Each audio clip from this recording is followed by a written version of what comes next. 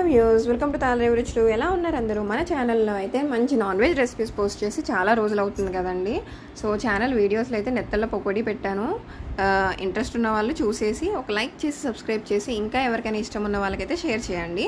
So ఈ రోజు recipe వచ్చేసి ఎండ్రేలు, కోడిగుడ్లు, వంకాయ పులుసు మాట. ఇవి సమ్మర్ స్పెషల్ అని చెప్పొచ్చండి. ఎందుకంటే సమ్మర్లో ఫ్రెష్గా దొరికే చేపలు, రేలు తగ్గుతాయి, కొంచెం అంత టేస్ట్గా ఉండవు. అండ్ ఇంకా ఇంకొక 2 వీక్స్ అలా ఆగితే మనకి వేటలకు వెళ్ళే వాళ్ళు కూడా తగ్గిపోతారు అనమాట. సో అలాంటి టైంలో నాన్ వెజ్ బాగా అలవాటు ఉన్న వాళ్ళు ఈ ఎండి చేపలు, ఎండు రొయ్యలు అయితే ప్రిఫర్ చేస్తారనమాట.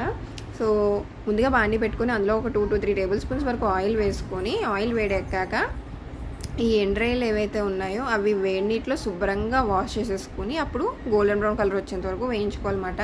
కంపల్సరీ వేడి నీటిలో వాష్ చేసుకోవడం మస్ట్. ఇప్పుడు అదే ఆయిల్లో మనం ఉడికించి పెట్టుకున్న ఎగ్స్ కూడా వేసుకొని కొంచెం పసుపు వేసుకొని వేయించుకుంటాం అన్నమాట.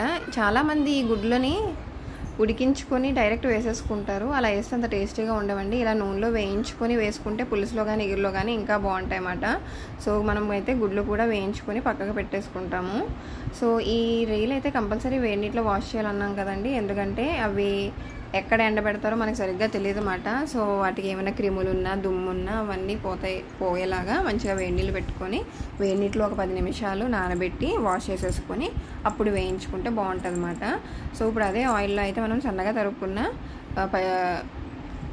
ఉల్లిపాయ అండ్ పచ్చిమిరపకాయలు అలాగే కొద్దిగా ఉప్పు వేసుకొని మనమైతే మగ్గిచ్చేసుకుంటాం అన్నమాట. ఉప్పు వేస్తే ఉల్లిపాయ ముక్కలు త్వరగా మగ్గుతాయి. సో అందుకే నేనైతే ఒకటేసారి రుచికి సరిపడినంత ఉప్పు వేసేస్తాను.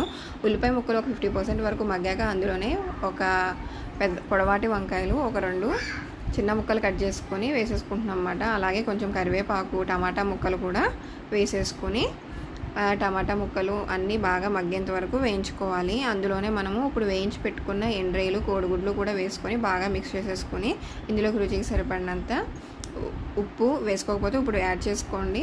అలాగే కారం వేసుకొని బాగా మిక్స్ చేసేసుకొని ఇందులో మనకి పులుపుకి సరిపడినంత చింతపండు పులుసు అలాగే వాటర్ యాడ్ చేసుకొని బాగా మిక్స్ చేసేసుకొని మూత పెట్టేసుకుంటాం అన్నమాట.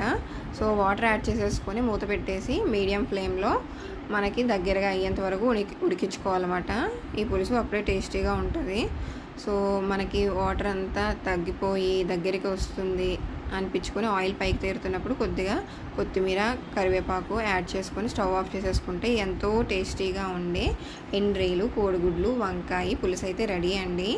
సో పాతకాలం అయితే ముక్క తగలందే, నీచువాసన తగలందే ముద్ద దిగిన వాళ్ళు ఉంటారు కదా, అలాంటి వాళ్ళకైతే ఇవి కంపల్సరీ మాట.